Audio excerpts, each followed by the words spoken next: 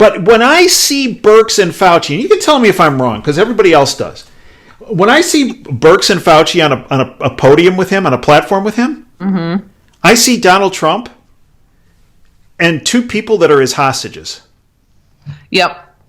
That's how I see it too. But Corey, seriously, you and I are two of the only people who see it that way. No, I think there's I know a handful of people that well, good, because I don't. Because I'll tell you, I get immense blowback. Well, because people don't understand Trump's strategy. He's far more genius than people give him credit for. Yeah, I agree. And he talks the way he does very intentionally. And he keeps very calm. Mm-hmm. He doesn't, he just keeps so calm and collected, and very rarely does he go off on a reporter or something. And so he talks about this in such a casual way. And so we're looking into this. We're talking $32 billion in taxpayer dollars. That's a lot of money. Oh, $6 billion. That's a lot of money. Well, $500 million was that's $6 billion. Oh, and this is what she does. She works on this. Deborah, right? Right. And when not a single reporter follows up with a question on that, then you know. Yeah. Oh, and then there's $3.7 million that went to this lab in Wuhan. Wow. Mark's looking in there. Mark has that, right? And Fauci's sitting right in the front row. Well, and Giuliani, a month or two ago, was doing a podcast about how the administration has already been investigating for a while now funds that went out for HIV/AIDS over to Ukraine with an organization that has direct ties to Soros. So if that's happening, I'm going in the back of my head, I already know all the people involved with the HIV/AIDS. I'm thinking, oh my God, I wonder how many other investigations they have going on right now. I mean, this could be huge. But Corey, you've heard it yourself. Corey, nothing's happening. I know. Nothing's happening. No, there's a whole lot happening. But if he put it out front, what was happening, it would be stonewalled. Well, and the other thing, too, is there's so much happening all at once. I personally can't keep up with all the Spygate stuff because my head's buried in following this group that is involved in every agenda out there. So I'm constantly following them and what they're doing and trying to stay 10 steps ahead of them. And I don't have time. There's been so many drops with Spygate. And Flynn exonerated, and I just can't wait for him he's going to bring Flynn on, and they're going to burn this house down, right? Corey, I will tell you this much. General Flynn, I've maintained for 4 years, and I've gotten a lot of heat for it, is an innocent man. Oh, His exoneration did not come as a shock to you or to me or to, I hope, everybody that subscribes to this platform. But I will say this. General Flynn is incredibly courageous, as is his family, as is Sidney Powell, his fantastic attorney. Yeah. And I believe those people that believe that his exoneration will be the end of it are sadly mistaken. I believe that General Flynn will essentially have a version of a flamethrower and will set the swamp on fire with the truth and the facts when this all gets settled. Oh, yeah. I believe that, too. Yep. Now let's talk where he left off, what he was going to do originally. So, Corey, I thought of you this morning. My wife, with my bad eye, she has to drive. We drove over to one of my favorite places on the face of the earth, even in the the largest POW encampment in all of North America, that being the state of Michigan, thanks to our incompetent Commandant Klink from Hogan's Heroes, Commandant Gretchen Whitmer. I still have an opportunity now to drive to Costco. So we went to Costco. And the reason why I thought of you, Corey, is that in order to get in a store in the state of Michigan, you have to wear a mask. And you recently addressed the mask issue. And I thought what you wrote was excellent, outstanding. Educate our listeners on the title of your piece was called, and it's related to this pandemic that we've been talking about. When the masks went on, their masks came off. Yeah, so I think I published this last week.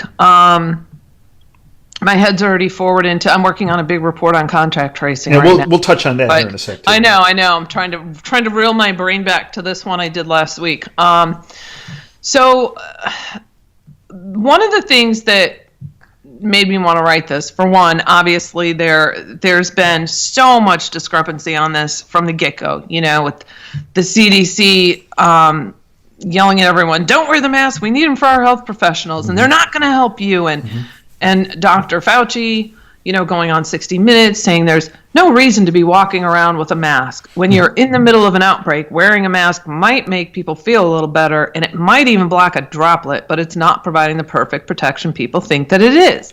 But then they come out and they say, well, they're not really for you, they're for other people, so that if you're coughing, and you're sick, and maybe you don't know it, then you're not, spreading your germs or contaminating other people. But then you have the WHO. The WHO had come out. I can't think of the doctor's name now, and basically said, even in that case, unless you're sterilizing the mask regularly and disinfecting it, and your hands are also touching it and putting it on and everything, so now there's still contamination factor. So of course they took it to the whole level of contact tracing was necessary. And then you have Washington Post coming out trying to make this seem like this is a new fashion trend, and you've got people all over now making masks, and most of the masks that are out there, I mean, let's be honest, it's not, they're just not very effective. From everything we've been told and researched and studied, and from scientists, they're just not very effective. And you've got a whole group of people out there that suffer from PTSD, anxiety, claustrophobia, asthma or respiratory issues. Maybe they're deaf and they have to read lips, and so there's all these other factors that are triggers for people. They can't wear the mask. And what about these people? And so I understand that there are some states that are very rigid, such as yours, where they demand it and they won't let you in. Right. And a lot of people have been sharing this on the internet, and I did read it, the American Disabilities Act, about how they cannot discriminate against you if you say you have a mental or medical disability, right, especially if you're going into a grocery store and you need food for survival. So I don't know. I'll be honest. I'm in a state where it's mandatory, but I have gone into multiple places without it, and so far I have not been stopped. So I don't know. I know there's, I have some friends that are nurses that say, well, I think you should wear a mask if you're going out just to protect other people. But then you read all this, and and then the fact that it can compromise the immune system, and then you have people, what about the people who have to, work in warehouses, and they're wearing like goggles that are fogging up, and they're trying to move heavy stuff around, and now they're getting dizzy and they're getting sick because they're having to keep these masks on. So it's eye candy. In my personal opinion, I do not feel that this is anything but visual eye candy to stoke the fear and drag this on. I agree with you, Corey. I think it's fear. Exactly. A combination of eye candy and fear. Fear candy is what I call it. Yeah. Because you know what? Here's the deal, Corey. They have been able to paralyze not just our economy, but society with fear about these death data, right? And now that the number of deaths are falling and people are actually calling into question the statistics with the data as it relates to deaths, they needed something else to keep people in fear. Right. And that's what these masks are. Because when you look at the medical studies behind the masks, actually study after study, I think Hennigan did a series, looked at 14 different series as it relates to masks. And they cannot point to any benefit as it relates to preventing illness from even the N95 masks. Wow. I mean, so when people say, well, man, I go, please, okay, all right. Commandant Klink, Richard Whitmer up here. Everything should be based on science and data. Yet when you say, wait a minute, what's the science and data behind not letting people go outside and paint their houses or mulch their gardens, or where's the data? Right. Well, there's science. Yeah. This is based on. Well, what is it? No, there. And the same thing with the mask. Where is the science on the mask issue? Because what they're saying is if you don't wear a mask, and let's say you're not ill, right, Corey? So you're not wearing a mask. You're not ill. You don't have any symptoms. Mm-hmm. Please show me the study that shows a non-ill person, a healthy person, can give another healthy person an illness because they're not wearing a mask. Right. It doesn't exist. Right. It doesn't exist. This is fear candy. The masks are fear candy. It is. They need a visual aid because if they have people that are sick of hearing about this, they're turning off the TVs, they're still not going to work. They need to have something to keep in people's faces as a constant reminder that this is our new normal. And it's too dangerous to go out. And we're going to leave all our big stores open so we can rake in the dough on everyone. And that's safe. We're going to tell you that's safe. But this way we can say it's just too dangerous to go and vote. We need the mail-in ballots. We need to, we just can't possibly open everything up yet until we have a vaccine. I mean, that's what this is all about. Right, and we can stand in line at Costco. Right. But we can't stand in line to vote in November. I know. Right? I know. It's absurd. Right. And we can go to shop at Costco, but we can't go and shop at a smaller store. I know. It's insane. Right? It's and people are getting really fed up, Well, because it's not adding up. Right. They're starting to see that. Because the fear is diminishing. So the way they try to enhance the fear is with the mask issue. And the next is what you've been looking at now is contact tracing. So as soon as the mask... So now that a bunch of us are throwing penalty flags on the mask issue, now they have to go to another jumping off point to instill fear. And that's going to be... Well, the contact tracers are going to show up at your house. Right, Corey? Right. Educate our listeners on what you found out about contact tracing. Oh, boy. A whole lot. In fact, I ended up getting down some rabbit holes that took me in two other directions that are going to need additional reports separately from this one. But first off, the funders are not always the orchestrators. I just want to put that out there because a lot of people assume that. And the masterminds that carry some of these strategies out are not necessarily the funders. Mm-hmm. And so I'm going to break that down in my report. But this bill, that Bobby Rush... 6666, 4 sixes. Yeah, right? Yeah. Right? Oh, there you go. I mean, I'm sorry. So... Educate our listeners on the bill, first of all, Corey. Well, the bill is $100 billion that will go out in grants to all of their favorite NGOs, all of their buddies, and in some cases, I believe it's like schools or churches or other places that might be able to assist with this, and that it would allow them to send out mobile units to do testing and diagnostics, to monitor, to call, and to quarantine. And so now it didn't say, at least from what I saw, it didn't say we're going to extract them from their homes.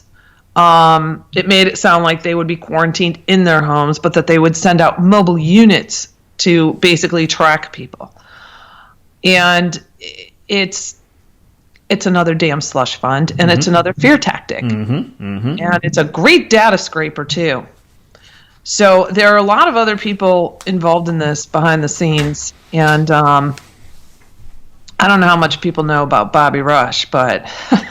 Well, Bobby, Well, let's talk about Bobby Rush. Having come from the city of Chicago, Bobby Rush is pretty well known. Yeah. Okay. Well, that's good. He's got a lot of background with pay to play and hundreds of thousands of dollars not paying, and income taxes and employee taxes and paying back loans and all kinds of stuff. And there's 45 signatures on this, and 44 of them are Democrats. No surprise. The one Republican is New Jersey. I can't think of his name off the top of my head. So I don't know.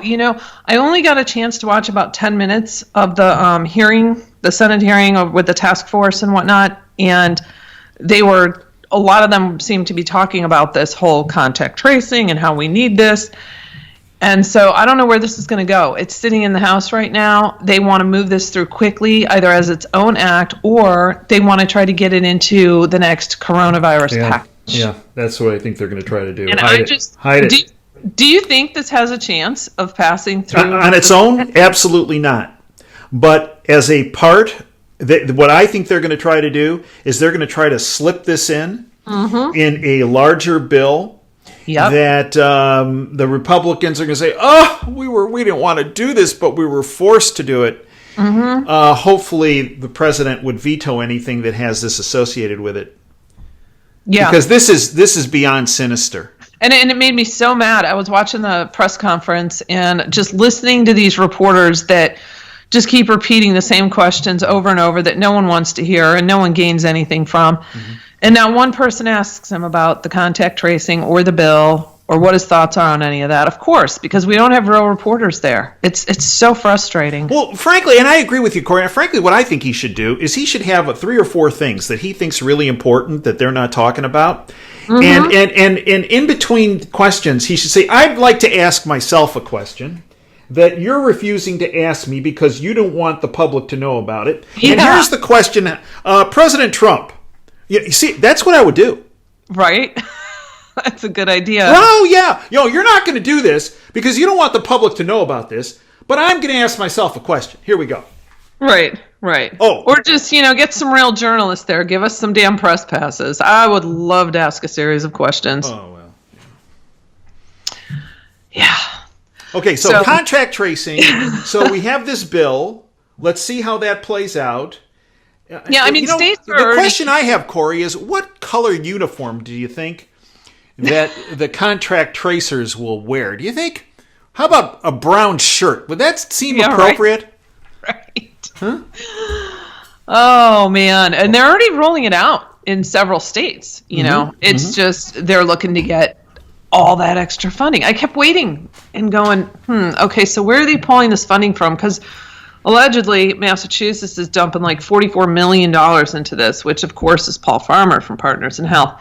And who's orchestrating that out there. But where, is that money that already came from the federal government to help the state through this? Or, because I'm just waiting going, when are they going to ask for more money? And then, boom, that bill comes out, $100 billion to go out to, who knows how many states.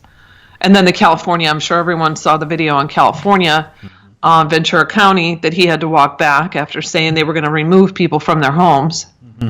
I mean, this is just hardcore. Well, what they do, Corey, is that these certain governors take the lead, whether it's Northam in Virginia, Corona Gretchen, or Typhoid Whitmer, or whatever you want to call her, Commandant Klink, Gretchen Whitmer, the same, or Newsom out in California. They take turns of a totalitarian move to see how the public's going to react. I think they're probing. Right. They're probing. Yep. And then what they do is they shame and they guilt people and they brainwash people into telling on their neighbors, and it's disgusting. And it sickens me that people fall for this. The sheep mentality is real. There's been studies done on this. Yes, and here's an example. So I went into a hardware store the other day with a friend, and we were shopping for flowers. And they had moved, instead of the outdoor garden, it was really windy and cold. So they moved all the racks inside. They were all, tucked in. I mean, it was hard to get to everything. And everyone in there had masks on except for me and my friend. And people can hate on me if they'd like, but that was the case. So that was our choice. And we went in and we were just going through shopping for our flowers. And a complete stranger comes up to us, and she had a mask on, and she said, "I'm really proud of you guys for not wearing a mask." And I thought, well, that's interesting. Mm-hmm. And, we got some other looks from people that were kind of perplexed looks. Not like evil glares, just kind of perplexed, like, that never really dawned on me.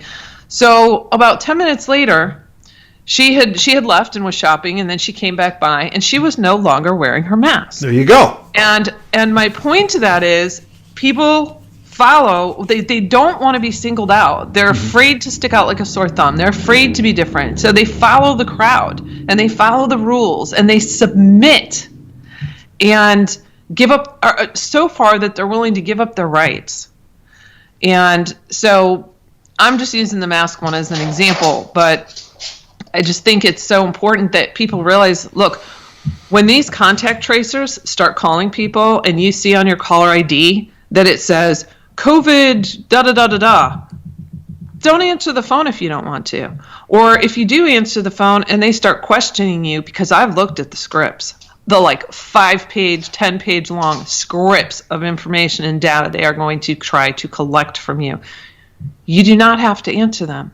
There is no law stipulating that. If they show up at your door, I wouldn't answer the door.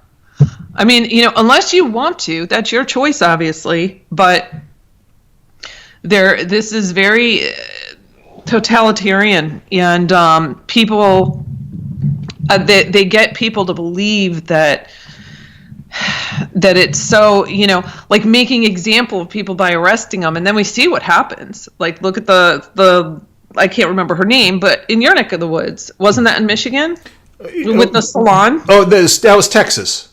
Oh, that was Texas. We have a barber in northern part of the Lower Peninsula in Michigan who, a 77-year-old guy, real courageous guy. He's already taken 2 citations, governors and the attorney general, who's another totalitarian thug, in addition to Corona Gretchen, the governor. They're threatening on not just shutting him down, but now they're threatening him with all kinds of. So we have our barber up here, and he's taking them all on.